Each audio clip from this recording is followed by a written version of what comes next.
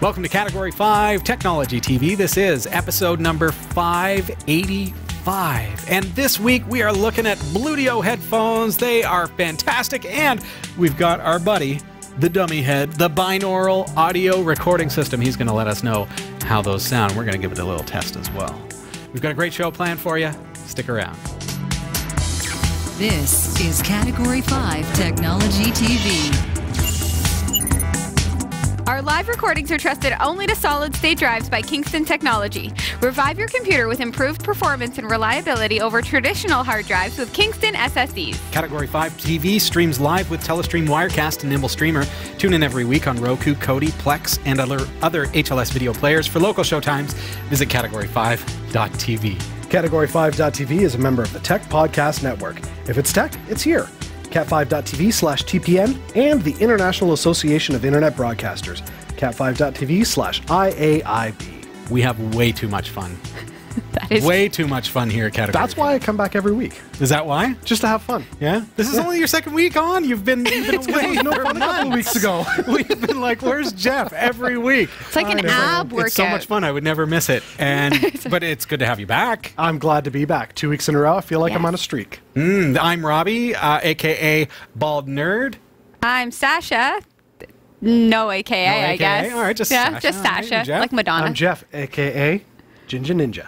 Oh, I need a thing. I hear the girls are saying you're cute. Just the one. Just the and your wife, I hope. And my wife. That's two. That's right.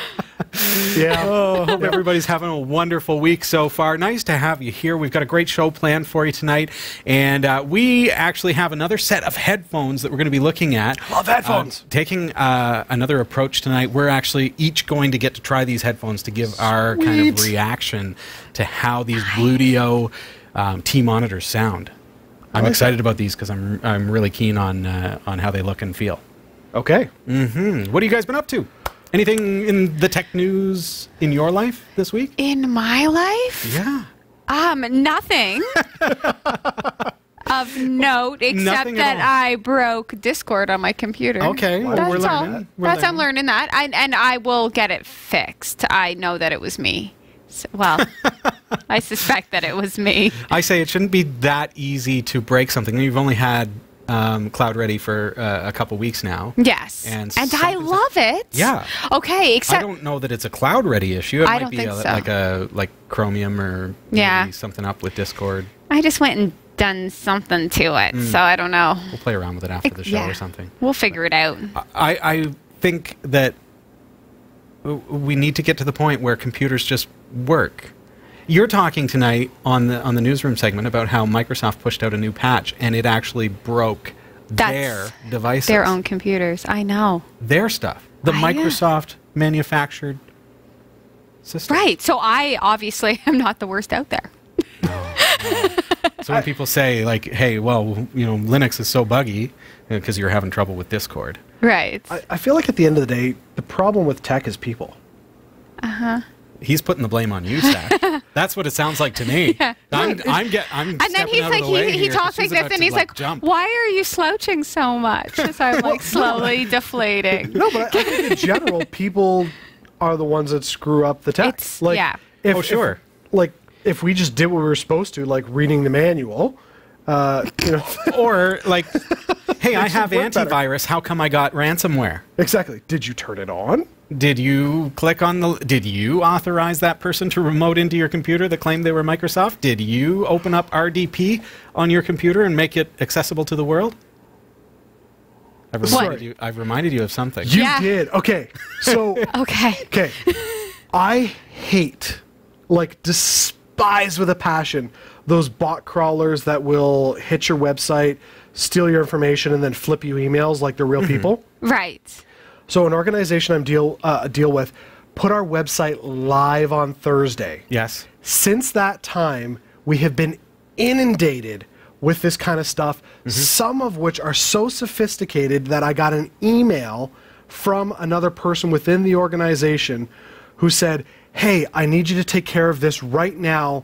Can you flip it to this information? And it was something that I knew the person would never ask for, but it pulled information directly from our website, and I was like, oh my gosh, It's smart. And to take it one step further, Jeff, some of these bots will actually follow links from your website to other websites that you link to. Yep. You don't think anything of that.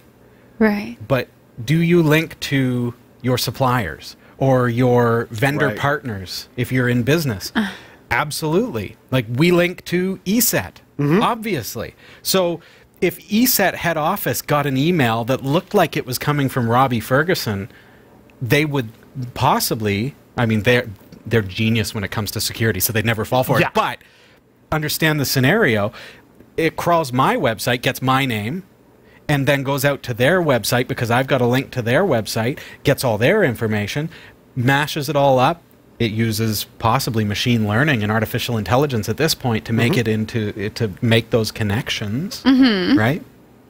Yep. And what happens if that rep gets an email that looks like it's from Robbie Ferguson and says, hey, I need you to put through that order for such and such? Yeah.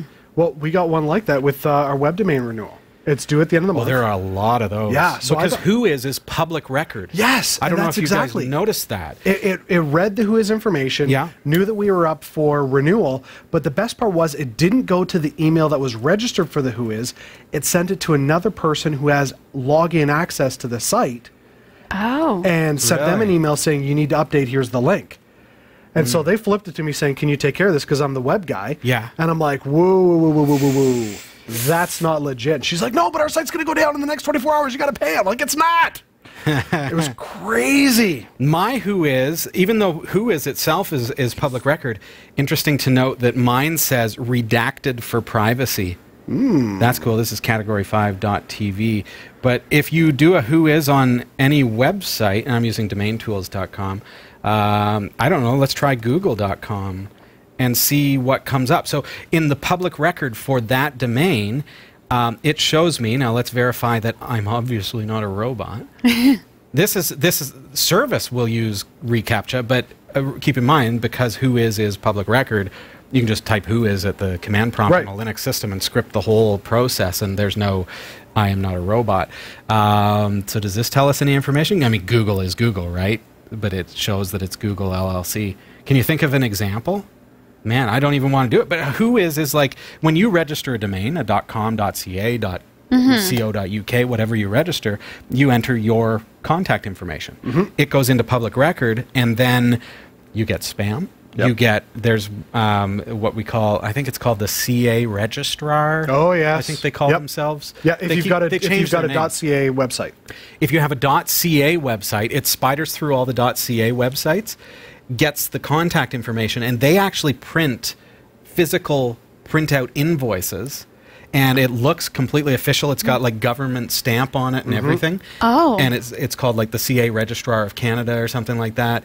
And it says unless you fill in this credit card information, your domain is going to be discarded, or you know, it's whatever. And tricks so many people into it. Oh, it's way more sophisticated than this is Canada Revenue Agency. And that's still, and the people fall for that. That's a big thing right now. I know. I just saw that they arrested another like 100 people in India over it. Wow. Yeah. I mean, it could be anywhere. Oh, but yeah. Hey, it says the EU laws forced Whois to hide data in, well, the We're EU. starting to get like GDPR is making an impact on the public record of Whois data, and that's absolutely true. And that's fantastic. Maybe that's why my domain now says hidden for privacy reasons. So my registrar has already taken that initiative. Oh, that'd be cool. Because they need to. But that's a big problem here in Canada. I don't know if that's going to impact .ca domains right away. CIRA is the governing body over that, but we'll have to see. Yeah, lots of good stuff. What's new in your tech world? That was it. That's it? Other than I'm doing repairs on a dryer. It's not really like computer tech. It's not computer tech, but I find that there is a real satisfaction in taking apart my dryer, finding the grapple grommet that needs replacing, and doing the work. It's a heck of a lot of work. Well, that's what I thought. So over the last year, we've had the thermal fuse go 3 times on our dryer. Twice for me. And I'm like, why is this? Because they're like, oh, check to make it's overheating. Something's clearly blocked. So we've replaced the pipes, which were clean to begin with anyway, but I was like, it's a $6 replacement, who cares? And I replaced that stupid thermal fuse 3 times now, and I'm like, this is driving me nuts. Yes. Because I replaced it 2 weeks ago, and now it's blown again a week later. I'm like, what am I going to do? So I started looking into it, and it turns out I've got a bad thermostat. The thermostat within the dryer is corrupt. It's not corrupt, but something's gone haywire within it, and so it's not regulating the temperature in the dryer, so it's overheating, going beyond the 150, and then the thermal fuse is popping. Right. So here I am spending this money to replace the thermal fuse when it's been the thermostat the whole time. Okay. So is the fuse a little easier to access? Or you got to really you got to gut it? I've had to gut my dryer twice. No, it's pretty easy. So I take the top off, I take the electrical panel off, then I pull the front off, so then I can see like the inside of the drum, and then I can get in behind, and then it's just a piece that I slide out, and you've got the... That's like the coils? Yeah, it's got the coil, the thermostat, and the thermal fuse attached to it. Okay. And it's really easy to replace. I could do the entire job, have my dryer dismantled and reassembled within like 7 minutes. No. Wow. Oh, I envy you, man. My dryer is brutal for that. That's real quick. It's a lot of work. I've got like a Kenmore with the computer touch panel on it and everything. Yeah, and mine too. Really? And it's brutal to... Maybe I'm doing it. I'm opening it from the wrong side. You know what? Maybe. Maybe, Jeff, you should go over to Robbie's house and Show me how to do just for 7 minutes. But I've had that thermal device, the sensor, go twice. And the second time, I'm like, why is it going a second time? And then it turned out that my coil had a crack in it. So it was like, at that point, was generating too much heat or whatever at the break. So I had to replace that unit. But replacing it myself, I didn't have to replace the dryer. Didn't have to go through all that stuff. And it feels really good to when you buy the parts like from a retail establishment that sells them, can get quite costly. Like just the thermal fuse is $35 each. I found an entire kit for the coil, the fuse, and the thermostat for $35 on Amazon. No. Oh. I'm like, are you kidding me? I've only shopped locally for that kind of thing. Yeah. So, and I just purchased the other day another thermostat and two thermal fuses. Total bill is $26. Wow. I'm like, yeah, fantastic. this is easy. Yeah, and you do the labor yourself. I should look at that because the printer at my work it's flashing an error that the maintenance kit needs replaced. That's the drum unit. So it's a laser printer. Yeah. Right. So the laser printer, it superheats to dry the toner as it goes through. So your maintenance kit is like the drum unit. The cost of it when fuser assembly, so I called the company and I just was crazy price. It's like $300, and I feel like you can buy a printer for $300. I've generally found replacement printer parts are about 25 cents on the dollar compared to buying it from the manufacturer if you buy them online. Right. So maybe I'll check online and see if I can get a quote. And keep in mind when you buy a printer, so you think you're getting a better deal to buy a printer because they're so cheap. When you buy a printer, typically they come with low yield components. Yes. Right. I'm not saying I want to buy a new printer. I just also don't want to buy a $300 replacement part. But I want you to understand that when you buy a printer, it has low yield components. So they may be rated for 10,000 prints. Yeah. Right. Okay? When you buy the replacement, it's going to be a high yield component. Make sure it is. Don't buy the low yield. And it may do 60 to 90,000 prints. Or like the ratio is like that. I don't know the actual numbers, but so you get the high yield components and you're actually getting a lot more value to get those high yield components. Are you speaking in giggles right now? No, he's speaking legit. No, but one thing I will tell you, value for the dollar, Jeff. I don't think we were quite, planning on talking printers, but when it comes to those yields, one thing that a lot of people don't realize is like, it's like 10,000 pages. It's not 10,000 pages. It's generally 10,000 one lines. When they kind of get you that way, don't they? They do. They're like, the yield is 10,000. Well, that's 10,000. And then you printed a black picture over and over again 500 times. You exactly. Your bum. And the whole thing's gone. It's like, what happened? That's not 10,000. But yeah, that's why. So especially like if you go to buy a new, say, laser black and white printer, it'll say like, you can get 1,500 pages out of the starter toner, and you print 3, and you're like, what happened? Yeah. But that's why, because they're like one line of all periods. It's based upon a page with 40% coverage. Right, exactly. Something like that. Yeah. So as soon as you start printing some photos, you're done. Yes. Yeah. Exactly. Interesting facts here on Category 5 this week. And hey, I hope that you'll join us on our website, category5.tv. We're in the thick of like the Christmas shopping season. It's a time of year where those of us who celebrate, it's a great time for, like, we get the kids the things that they need, and we spoil them a little bit. But one of the great ways that you can support Category 5 TV is by doing your shopping through our partner links. And it's just as simple as going to category5.tv, clicking on Support Us, and you'll see our shop with our partners. And by doing that, you're shopping on Amazon, eBay, GearBest, Banggood, ThinkGeek, all of these great partners. You've had a look through our partner list recently. Yes. There's a lot of cool stuff. There is a lot of stuff. And when you're shopping by clicking on the links on our website, it actually supports the show. Exactly. So we appreciate everyone who's been doing that, and we would encourage you to please continue doing that. And I ask that whether you celebrate Christmas or not, or whether you shop or not, anytime you're shopping online, it's a really cool way to support Category 5 TV. It makes a difference for us. And this time of year, I have to ask, because we are volunteers here, but we've got to keep the bills paid. We pay rent every single month for our beautiful studio space here. We're trying really, really hard to take things to the next level. We've got things like I've set Sasha up with her very own camera tonight. There are things that we want to do in the new year, and we really want Category 5 to be as strong as possible. We don't take a paycheck here. We're all volunteers, and you're supporting us in that way through the various ways that you can support Category 5. Just makes us strong, makes us able to do those things, and makes us able to create a show that's as good as possible for you, where we can jabberwocky about printers and random things, and we learn something along the way, I think.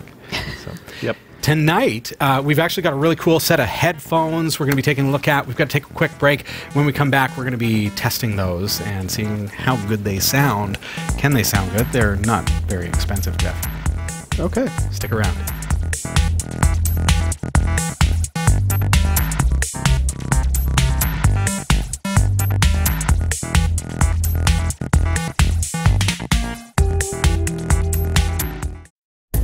Whether you shop on ThinkGeek, GearBest, B&H Photo Video, eBay, or Amazon, or even if you want a free trial of Audible, you'll find the best deals and support the shows we produce by simply visiting the shopping sites you already frequent by using the links on our website.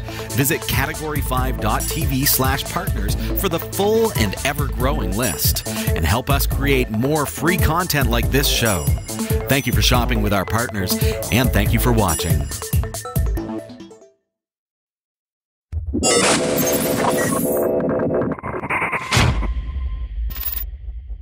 Welcome back. Okay, we had a set of Power Locus headphones on the show a while back. You remember the episode? I do, yeah. That was a blast. It was a lot of fun. And when you do a review of something and it goes over well and we sold a whole bunch of them, what happens? Somebody else comes along and says, hey, review us. Exactly. And that's where Bluedio comes in. I like it. I'm really kind of excited about these ones, though, because they look like they are super comfortable. I love to wear my headphones for an extended time.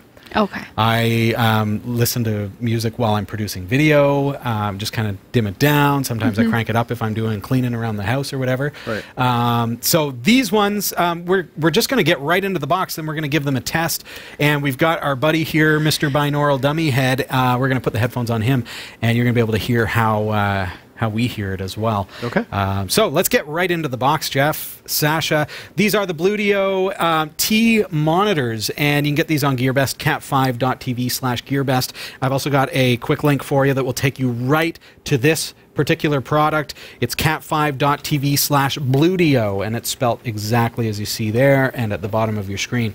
Let's jump into the box. There was a piece of paper there. All right. Yeah, you got a piece of paper. We got the headphones. All right. I got Cat 5 yellow. Sweet.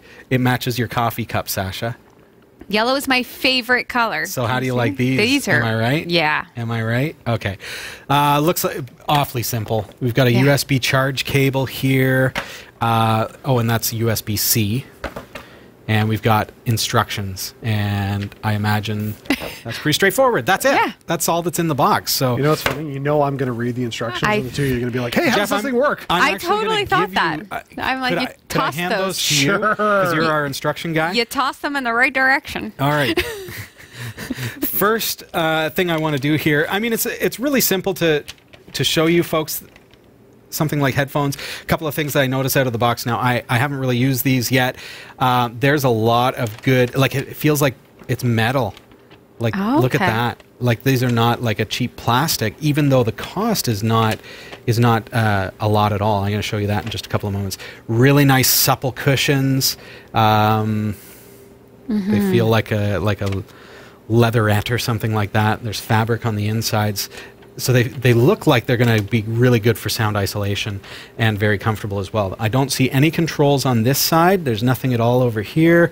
No USB input, nothing like that. Looks like everything is on this side. So it's on your, looks like the right side left side headphone. So we've got power here. And we've got volume here. And presumably, Jeff is looking over the manual. There's probably some other controls by holding various buttons. Yeah, and then we've got USB-C. The top one is a multifunction button. Oh, is it? Yeah, it does some really cool stuff. Well, I noticed that there's also a microphone here, too. Yeah. So we can presumably, once we've got the power on, I can tap that, and it's got a microphone so I can make phone calls. See that little hole there? And you can also control things like your Google Assistant. Yep. Things like that. Oh, that's perfect. You know what's cool? What's this has cool? an EQ feature. You can adjust the EQs How do you do that? through the multifunction button. So the top button again, the power button? Yeah, press the What does it tell EQ us? button once to change EQ to adjust music performance. So it goes through different types of EQs. Oh, so it just cycles through. Yeah. So it's not like so you just push one. Okay, yeah, that sounds okay. Push the next one. Right. That sounds even better. I like that. Headphones don't come with that feature. It's basically True. like extra bass or no extra Would you bass. use it? Would you use it? Absolutely, I would. Yeah? Yeah, because Jeff- I listen Jeff to would all use kind of it. like I'll listen from relaxation like birds and water flowing music Yeah. to like hard rock. You know? I listen to a lot of like dubstep, electronica, EDM, Yeah. vocal trance, anything Yeah, so like being that. able to adjust the EQs is beautiful.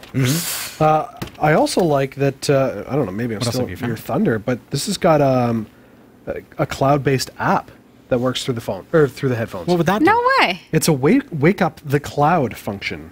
So, Wake up the cloud? Yeah. Does it tell you more? It says the headphones support cloud service. Users can download the app by scanning the QR code on the last page, connect the headset with your phone, then double-click the MF button to wake up the cloud. Cloud service is on. You can enjoy smart cloud service. I have no clue what's on the cloud, No idea what but that's that's offering cool. us.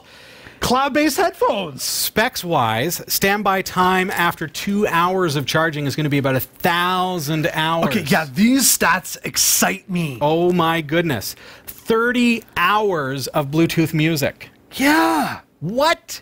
that is cool. I love the operating temperature range, though. What do you got? It's going to be good for Canada? Yeah, -10 to 50. Minus 10 to 50. Up to 50. So it's not really good for walking around in the winter, but if you want to go onto the surface of the sun, You're fine. good. Wow.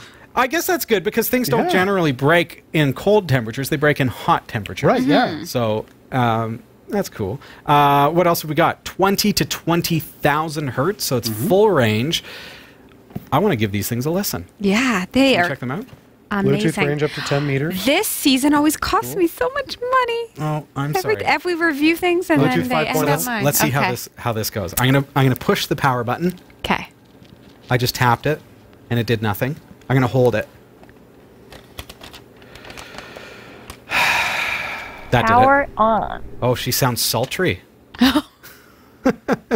Okay, let's Did see you if I can say sync it. Power on. Exactly. Yeah, but a Instructions say power on in quotes. Oh, yeah. Oh, yeah. That's the script that she read as well. Let's see if I can get this synced to my laptop. So I'm going to go Okay. into Bluetooth. I'm on Windows 10 here, so let's see what I need to do. Okay. I'm going to clear out my devices, and let's give it a go. So I'm going to show you what it takes here. Okay. So let's add a device. Bluetooth. I'm going to hold... Oh, that's my phone. Okay, pairing mode, you have to hold it until you see the... Oh, it's already there. hold the MF button. I didn't have to. It says T-monitor is connecting. Pairing completed. Okay, sweet. And let's fire up some music. Okay.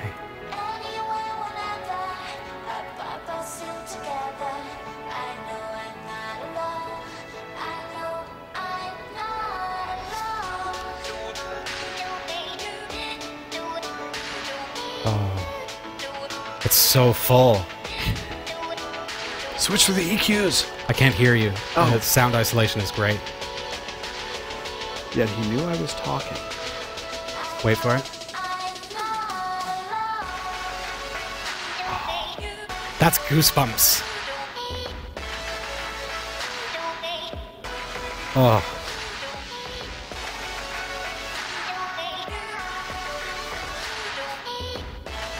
That is awesome. Those are great. You guys have no idea what I'm hearing. Absolutely Who's not. it. next? I'll do it. You can do I'll it? go. Okay, here you go.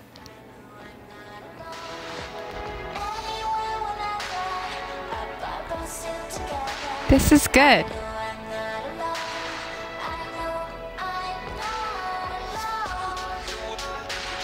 Talk. I want to see if I can hear Hi, him. how are you? How are you? I love how she yells it at us. Can you talk? Can you hear us at all? She shook her head. She's probably watching the monitor, seeing our lips move.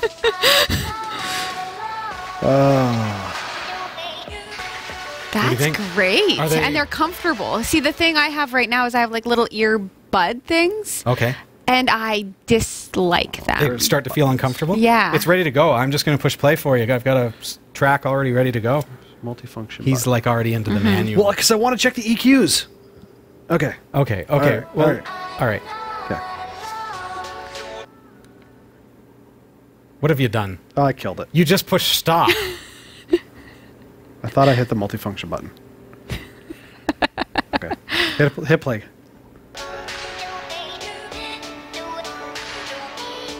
Can you? Can you hear me now? Yeah.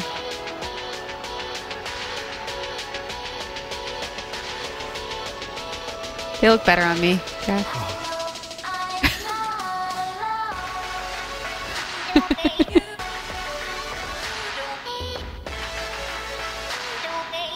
Well, what do you think? You can't He hear can't hear a we're thing. saying. These are good. Joy. What do you think? Oh, that's They're good. I'm just gonna go listen for the rest of the show. So let's see. Okay, so you're having trouble figuring out the buttons. Yeah. Okay, let's see. EQ. I couldn't get the EQ to work. Okay. It seems to stop it. Oh, I found it. Which one was it? Yep. Push the up and down volume control at the same time. Oh, at the same time. Okay. for it. I was hitting the power button. Okay, hold on.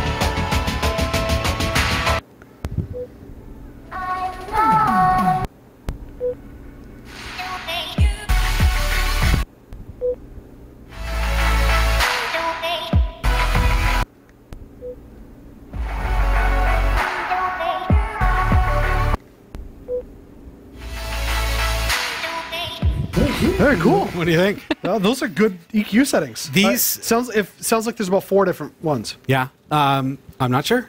That's They what feel it sounds great. like. Yeah, they do. They feel really light.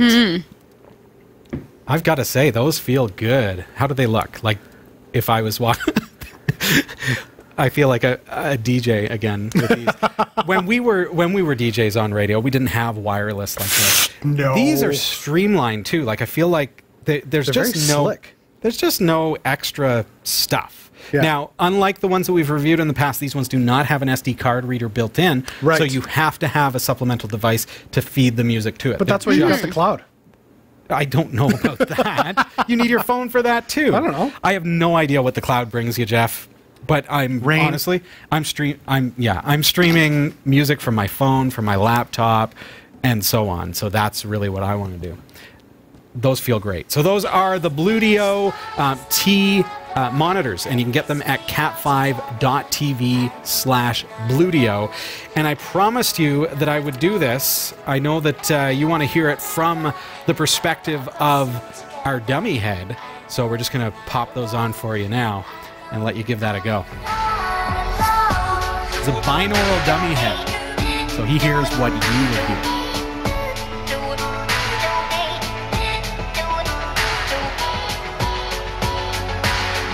He'd be moshing right now if he could.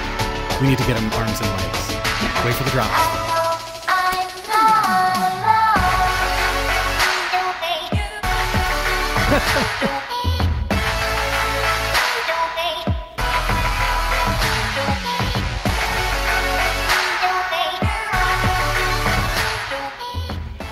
Oh, those are sleek.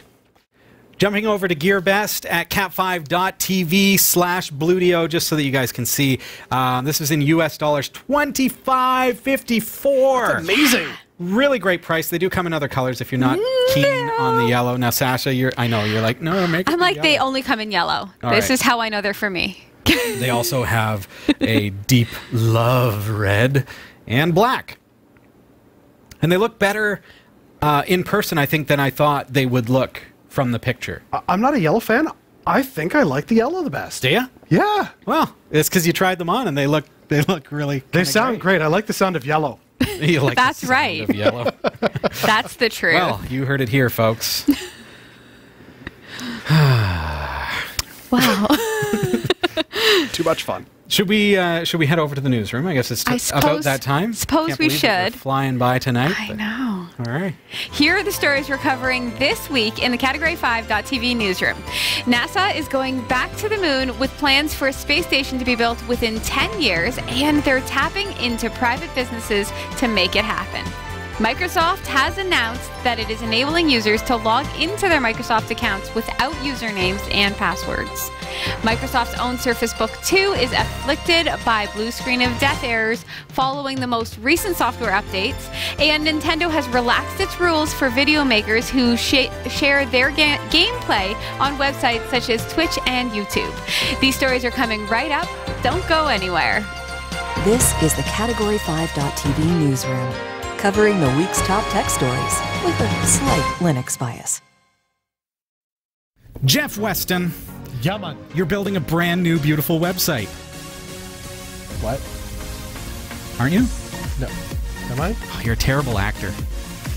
What? This is where acting comes into play. Oh, I didn't know we were acting. You're supposed to act. Okay, fair enough. All right. Yeah, I'm building a really cool website. Are you building a really cool website? Just because Jeff is confused doesn't mean you have to be. Visit cat5.tv/dreamhost to sign up for unlimited web hosting for your website with unlimited email accounts, MySQL databases, the latest version of PHP, WordPress, and more, and even a free domain name registration. It's less than $6 per month, so sign up today. cat5.tv/dreamhost. I'm Sasha Rickman, and here are the top stories we're following this week. NASA is going back to the moon with plans for a space station to be built within 10 years, and they're tapping into private businesses to make it happen. The announcement on future moon flights came just 3 days after NASA successfully landed InSight spacecraft on Mars. NASA has announced that it will be private companies that will make America's next moon landing. NASA Administrator Jim Bridenstine said Thursday that 9 American companies will compete to carry experiments to the surface of the moon. The space agency said in a statement that the goal is to bring many science and technology experiments to the moon as soon as possible. The first such flight could come as early as next year. In 2019, NASA and people across the United States will mark the 50th anniversary of the first manned landing on the moon. The last time humans visited the moon was in 1972 during NASA's Apollo 17 mission. NASA officials say the goal of the planned space flight is to transport equipment for performing experiments and collecting information about the moon. Some of the companies are expected to develop small launch vehicles or robotic rovers to explore its surface. The research is meant to help astronauts get back to the moon more quickly and keep them safer once they arrive. The space agency says that it will award a total of $2.6 billion to private businesses for the moon effort over the next 10 years. Bridenstine said that NASA wants a lot of companies involved to strengthen competition. He also said he expects people to have regularly working on the moon within 10 years. The new partnership is modeled after another NASA program that uses private companies to transport supplies to the International Space Station, or ISS. SpaceX and Northrop Grumman have made ISS shipments since 2012. SpaceX and Boeing are planned to start transporting astronauts to the space station sometime next year. NASA has said it expects work on a new space station laboratory to start as soon as 2022. The new space station would orbit the moon, but it is also expected to serve as a launching point for missions to other parts of the solar system, including the planet Mars. Wow. This is cool. It's I know. starting. Remember? It's been going for a while. Yeah. But, like, it was the 70s when we last went to the moon? 1972. That's Wow. crazy. Something like that. I want them to use LiDAR. Can they use LiDAR there? What would you use LiDAR for? I don't know. 'Cause didn't we use LiDAR before to... There's not a lot of trees on the moon, though. Yeah. No, but can't you use it to go subterranean? No. Oh, It's do Not you? to that degree. Oh. It's LiDAR is going to is basically for surface Yeah. measuring. So so you'd see like the rivets and the canyons and things like that, but it's surface. Could Yeah. you discover caves then? Yeah. I suppose. So you could But they've use kind it. There's of mapped caves on the the moon? surface of the moon already, for the most part. Yeah. When did they do that? Well, like you can find maps of the moon all over the place. Like, oh, there's this crater here, and there's like they're regularly studying the moon. It'd be interesting once there's a space station orbiting the moon, though. I think about an orbit, and I think about how the distant side of the moon, because the moon doesn't rotate. Right. How it's The kind dark of, side of the moon? The dark side of the moon is kind of, oh, great, we just unmonetized. Luckily, it wasn't recognizable. Right. But it's kind of a mystery to us. Yeah, that's true. In a lot of ways. That is true. There are probably aliens on the other side of the moon. I don't think that's don't think true. so? Okay. No. All right. But what I I- do like about this is that it is pushing the limits of our research and technology. The fact that they want people to do experiments on the moon within the next, several years is neat. Well, 2022 is not far off, Jeff. No, it's not. But I mean, like, if you think about those two twins that went into space, or the one went into space and the one was on Earth, and how their genetic makeup changed Yes. being in space, it would be Right. neat to see how, we do experiments here on Earth and how being in a zero gravity or very Right. low, Low gravity, gravity on the moon anyways. environment would change things. And is that going to change the way that we look at physics and all that kind of stuff? It'd be very interesting to see how it pushes the envelope to say what is possible. At the same time, though, I go, there's probably going to be some stupid person who's going to go, hey, let's use those rocket boosters and see how high we can get. And they were doing a solo spacesuit mission to Well, Mars. that would be the end of the stupid person. yeah, exactly. I feel like stupid people don't make it all the way to the moon. Maybe. But You have to be pretty intelligent to make it all the way to the moon. I hope is so. $2 billion going to be enough? Like, I feel like just a rocket not a lot launch of- is like $100 million or something, just for all the fuel and everything. But you know what? SpaceX has been working on reusable yes, that's true. rockets, which is a huge deal. Drives the cost lower. Oh man, does it ever? And being able to go up and down and up and down, like that's revolutionary. That's changing. That's going Right. to change things for sure. Yeah. I think for me, what is so exciting is this is now 3 weeks that we've had new NASA stories. Exactly. New information about missions to Mars. Yes. Now the moon. What was last week? Last week was Mars, wasn't it? Last week was It was Mars. the rover, I think. And there was There was one though. Yeah, this is the third week. NASA. Yeah, but I love space exploration. I love it. I love. I can't wait until it starts. I know. I still feel because as a Star Trek fan, I feel like we're just dipping It's our just toe that in we're the just water. It's not so even. small here I on know. Earth. Earth is small, and we're small on Earth. When you see that and- picture from InSight, looking back from almost to Mars, Mm-hmm. looking back toward Earth and seeing the moon and seeing Earth this big, in the picture you think, oh my goodness. Yeah. Yeah. Like that is astonishing. Like that picture blows my mind because I have to put myself into the fact that that is reality. That's a Yeah. real Yeah. picture. The first time in history, and mankind has done that. It's pretty neat. It's exciting what could come. Space exploration and everything else. Space exploration and deep sea exploration are both my favorite That things. intrigues me as well. Yeah. As a fan of SeaQuest, I feel like we're going to conquer space before we conquer the sea, though. do you really think so? Yeah. I don't know. Because the sea is finite. It is, but we don't spend enough time exploring the sea. Whereas space, it's like, oh, look at all that. The last time we landed on the moon was 1972. We might have a space station orbiting the moon. Yeah. And we may have a station of some sort on Mars at some point, hopefully within my lifetime, because I'd be really proud to be a part of that Oh, era. I think you will. Yeah. Just don't croak in the next 10 years. I hope not. Thank you, Jeff. And on that note... Wow. Dark. Microsoft has announced that it is enabling users to log into their Microsoft accounts without usernames and passwords. Instead of passwords, which the tech behemoth has previously described as inconvenient, insecure, and expensive, Windows 10 users can switch to physical security keys or biometrics-based Windows Hello for authentication.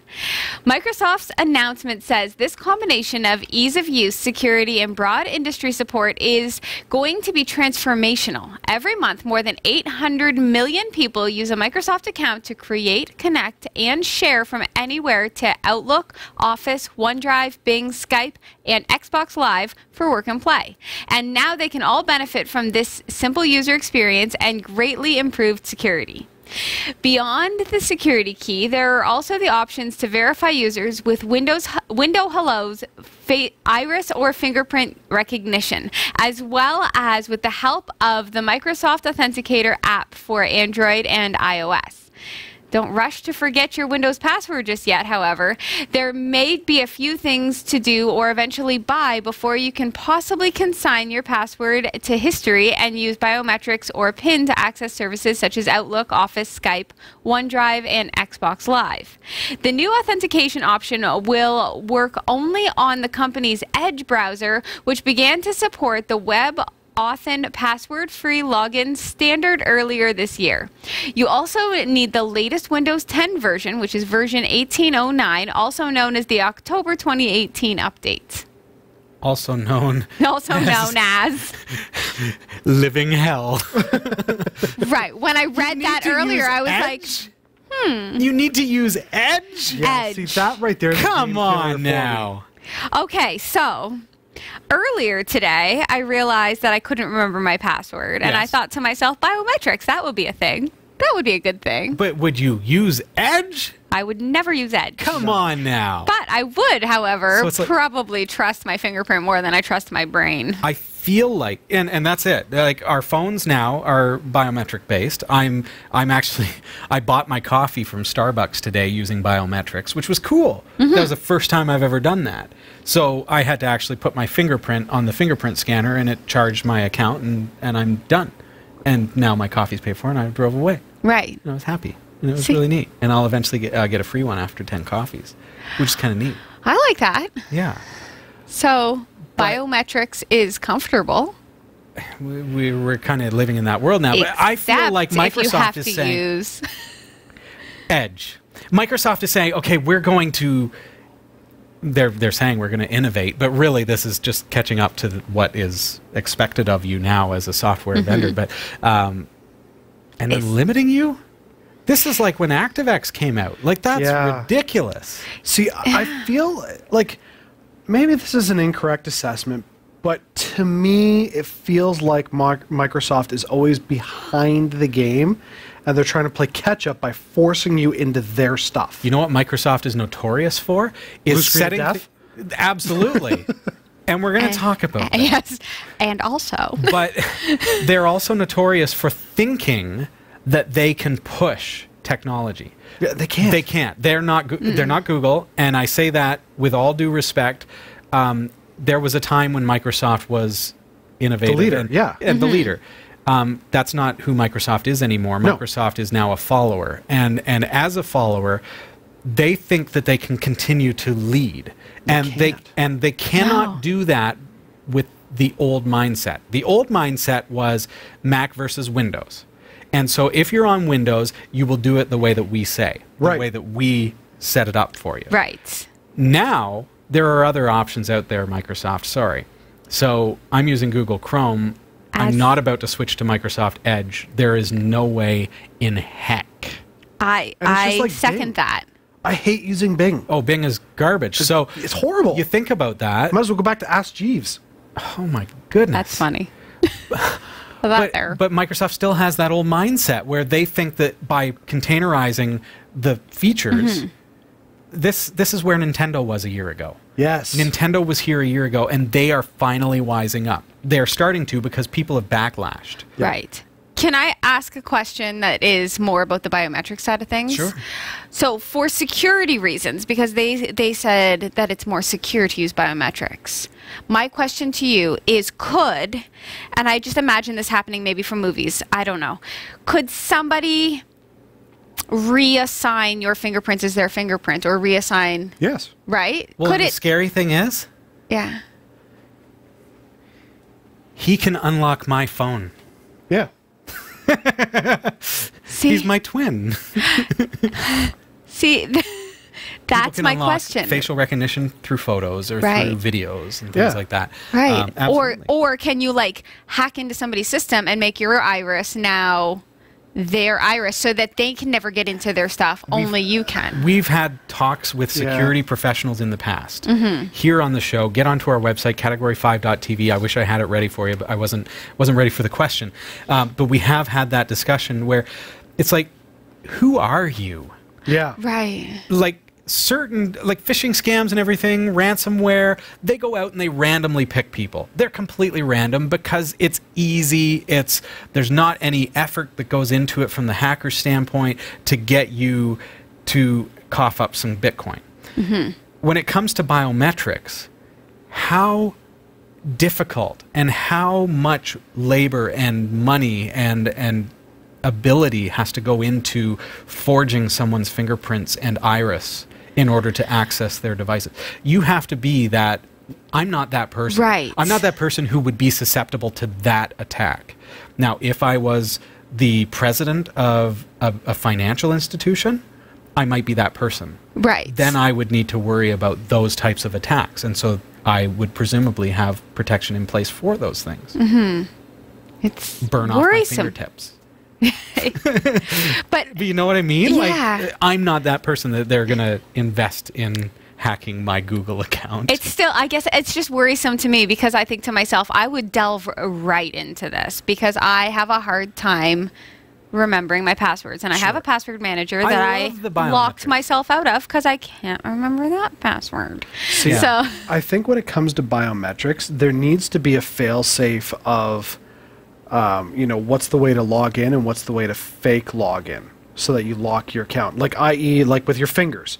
Say you use your index finger to unlock your phone, but you set your middle finger as the one that locks down your device. So if you, like say it was brought up in the chat room, you're crossing the border and a country says, if you want to come in, you need to unlock your phone. We need to see what's on there. And you go, here, you use the finger, the phone locks out. It's like, not oh, sorry, I working. can't. I don't know what to. and then they shoot you in the face. Well, Jeff, you got to be careful, man. not that far. But no, but that does bring into question the idea if all of your devices are locked by biometrics, at what point, from a legal standpoint, can the law enforcement push the envelope? Because that's a whole new avenue of being able to get in. I mean, you've got the encryption, and how many phones have now gone to courts where the police is like, we need access to the phone, we got to get the fingerprint. well, they already take your fingerprints when you go there. They already have them. They can unlock all your stuff. That's so? not the same. I bet But you no, they'd be there's- away. Yeah, but there's laws with all that, and if you use it erroneously, then it Okay. negates anything they find on there. They can't use it admissible in court, blah, blah, blah, all that kind of stuff. But it does bring into question, like, how much of our stuff do we want to be accessible by one access point?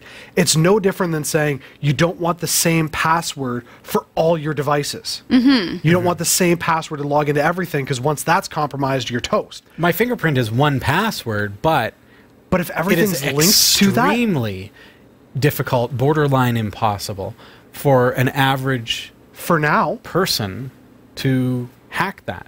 Yeah, but how- and it is two-factor because they have to have my device. But it doesn't change the fact that it's still possible. I mean, the amount of people that say, "Oh, it's never going to happen to me," and they go, "Ah, I got caught." I mean, how many companies go, "We've got nothing perfect. We got bleeding edge security. Nobody's going to hack our database." Nobody would say that these days. Nobody would say that these days, because so if how they can did, you make the same that's statement how with we biometrics? know they're liars. That's how we know they're liars. When I get emails, when my customers get emails saying, "We can get you on the first page of Google, guaranteed." No, you can't. You're a liar. Yeah. So I know immediately, because of that guarantee, the presumable guarantee, you are a liar. Right. So I don't trust you automatically. Because nobody can make that guarantee unless I'm paying through the teeth for ad space. Right. And I can do that myself without you. Yeah, I still bring it into question. I mean, I don't think everything should be linked to biometrics. Okay. I don't. I know that that's the way the world's going, but I think at the end of the day, if you have everything linked through biometrics, all it takes is one breach and everything is accessible.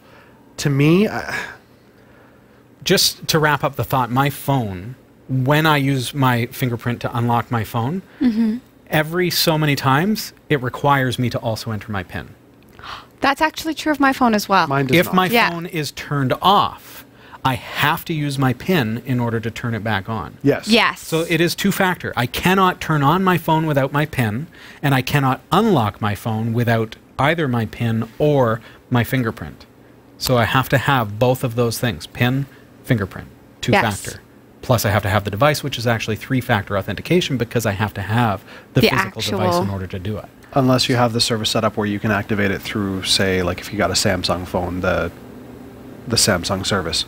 It's just like I being don't able have to- that. No, I know, but I do. But that, right. It's no different than like calling OnStar and saying unlock my car. It's the same deal. I don't know anything about it, Jeff. Okay, we'll find them. But I'll tell you what, there's nothing that is perfect these days. I think every effort needs to be made in order to secure your devices and your accounts. Sure. Exactly. And that's really all that you can do. So it's really just educating ourselves. We have an extremely intelligent community. We'd love to know your comments. Please email us or comment below if you're watching this on YouTube. That would be fantastic. Let us know your thoughts about how you secure your devices, obviously without giving us all the secrets. Right. Don't tell us your password. Or Yeah.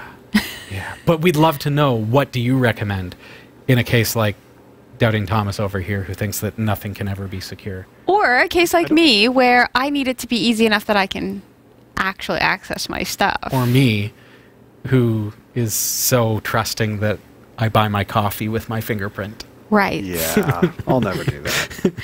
So, Microsoft's own Surface Book 2 is afflicted by the blue screen of death errors following the most recent software updates. If you're running a Surface Book 2, you might want to hold off on the latest cumulative update that is making owners irate. The blue screen of death first began occurring on the devices shortly after the update KB4467682 was pushed out during last Tuesday's updates.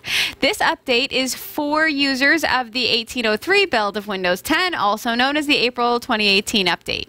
It contains several fixes, as well as including some issues relating to the seek bar in Windows Media Player and some .NET problems.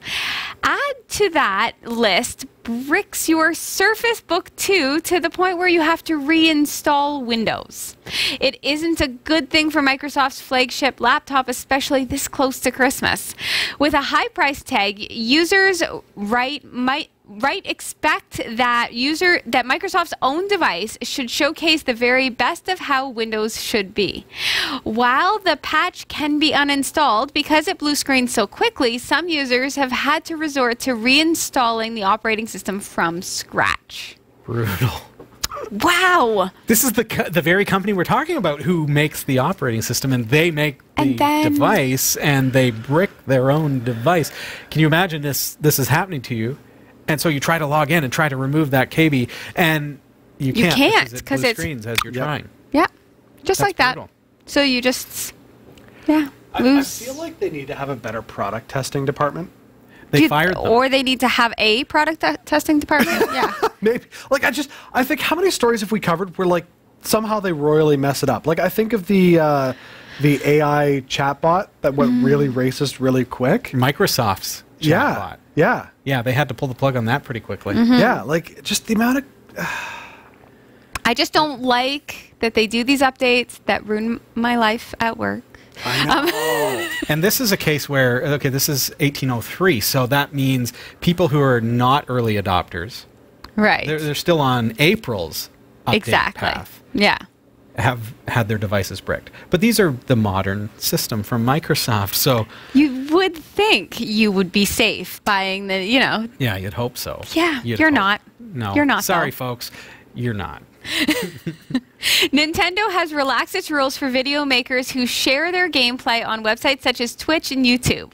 Unlike Microsoft and Sony, Nintendo has restricted what it let video makers share online and took a slice of advertising revenue from YouTubers. Its new guidelines lift most of the restrictions and no longer are asking gaming vloggers to register for Nintendo's revenue sharing scheme. Nintendo said it was humbled by its fans' loyalty. Many video makers had complained about Nintendo's policy and avoided sharing gameplay videos online because the company often filed copyright claims on the content. The company said in a statement, "As long as you follow some basic rules, we will not object to your use of gameplay footage and/or screenshots captured from games which Nintendo owns the copyright." Key points in the new guidelines say, 1. Gamers will be able to share videos playing Nintendo software as long as they include their own creative input or commentary.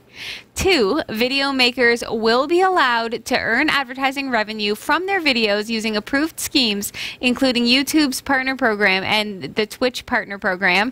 And 3. Uploading raw gameplay videos without any commentary will not be allowed except for sharing short screen captures using the built-in tools on the Nintendo Switch. The changes were announced shortly before the release of Super Smash Bros. Ultimate this Friday, which is expected to be a popular title for online streamers. That's cool. So now we get to start our Nintendo Switch channel. Yeah, and I have a Switch. Bring it next week. We'll start. Okay, we I'll will bring it next test week. them. We will Okay. test them, and we will find out if this is legit, and we'll see if we demonetize that video. Okay. I would Put be them to the interested test. to know what their definition of commentary is. For instance, if you upload a 1-hour video, Right. and at the beginning you say, "This is me playing my Nintendo Switch. I'm playing this game," and say nothing until the end and No, go, Jeff. "That No, was no." doesn't work that way. I know it doesn't, but They're- at what point do they take the creative element out of it and go, "Sorry, you didn't say enough individual comments. We're not letting you do that." No, I think it's like royalty-free music. Like Yeah. I can't just publish the music online and let people download it from my website. Yes, it's free. Yes, it's royalty-free, and you can download it for free. But if I want to distribute it and redistribute it, I have to put something into it. So whether I rap along or sing along or add my own talking over top and use it Right. as a music bed underneath, that's okay. But if I uploaded gameplay footage and you get to hear everything and see everything and there's nobody talking and reacting to it, then Right. that's where they have an issue. See, what I think's going to happen, I feel horrible for saying this, and somebody's probably going to yell at me on YouTube, because we're going to get a bunch of kids going, "So I'm playing my game, and this is what I Jeff, got in inventory." it already happens. I know, but it's like, That's real there's going to be life. more Yeah. of this, and it's like, That's you know what sucks is that we are trying to compete against those people for I know, and that's monetization. what drives me nuts. This is hot stuff. People love that sort of stuff. Oh, I absolutely. don't. If I'm going to watch a review, I want it to be informative and be like, "Okay, so this is the issue you're Absolutely. running into. You want to go here, do this." Right. But That's you're an what- adult. I know. My kids, like my 8-year-old, absolutely loves watching kids doing stuff on YouTube. That's and real. it's brilliant. And I'm I like so watching cats. And if I was that parent of those children who are making those videos, I'd be so proud that they're doing it, that they're Yeah. making the Yeah, that's a college fund right there. Oh, They've monetized yeah. their own stuff. the top earners on YouTube are kids, essentially. Like They're just playing video games or compared to unboxing toys. I know. yeah. Yeah. Hey, according to CoinGecko, here's what the crypto market looked like as of, looks like about 1,800 hours. Wow, we shot this Wednesday, December 5th, 2018. This week, Bitcoin went down even further, $3,722 US. That is a drop of about $469 over last week. So it continues to decline. Of course, Bitcoin being what controls the market, it is affecting other coins as well. Litecoin is down to $29.40 per Litecoin. That's a loss of $5.10 US. Ethereum is down to 103.56, which is a loss of $18.11. Everything's going down, including Monero, which is really hurting right now, $52.74 per Monero. When I started mining Monero, it was up about $200. So that's another loss of about $10.36 over the past 7 days. Stellite, the little guys, they're pretty static. This week they're at not $2.56, 2.56 ten-thousandths of a cent. These are really little coins. Turtle coin, and so that's about what they had last week. 2.57 is last week's total.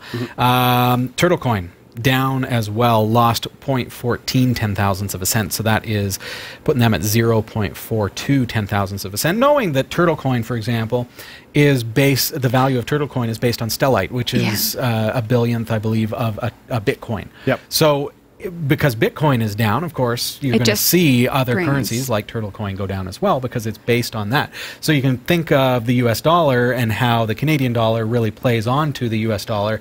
And our value of our currency here in Canada is based upon the value of how it matches up to the US dollar. Right. Exactly. So similarly, that's what we see with cryptocurrency as well. Jeff, last week you had some commentary that you wanted to add, and I cut you off, and after the show we had a little bit of talk. What do you think is affecting cryptocurrency right now? I don't remember this. You don't remember the I don't remember the conversation. We talked a little bit about it, and I theorize, and you know, I think that a lot of it has to do with people not really understanding how cryptocurrency operates and how cryptocurrency. Right. So there's almost becoming a bit of a stigma around cryptocurrency where people start to think of it as a hacker coin. Yes. Right. Yep. So exactly. it's a bad thing, because whenever I hear about ransomware, I hear Bitcoin is involved. Well, Bitcoin and various cryptocurrencies, being Monero is a perfect example of an untraceable coin. So if a hacker were to encrypt your files and demand Monero, it's because the government can't trace that transaction. Right. They can't figure out who you paid that to. So that puts a really bad spin on cryptocurrency. And I think that because the general population really controls how much is being invested and how much is being mined and everything else, then that really has an impact on the current standing. It's true. And one of the other reasons, so now that you've mentioned that, it's jogged my memory. Okay. One of the other reasons why I believe that it's struggling is because in the last couple of months we've had a lot of environmental impact conversations about the cost of mining Bitcoin. And so for that reason, you've got people freaking out going, it's more costly to mine Bitcoin than it is to physically mine gold. Yeah. When you factor in the ratio and the dollar value. So, you know, stuff like that, and people are going, why? You know what? I'm getting out of Bitcoin. I don't want to do that anymore. And it's like any other commodity. When people walk away, the value goes down. So what is interesting there is we know that NVIDIA stocks are way down. Yes. That's they're struggling. And so if people are losing a little bit of faith in their mining rig, now all of a sudden on the market becomes saturated with used video cards. Yes. Right. GPUs.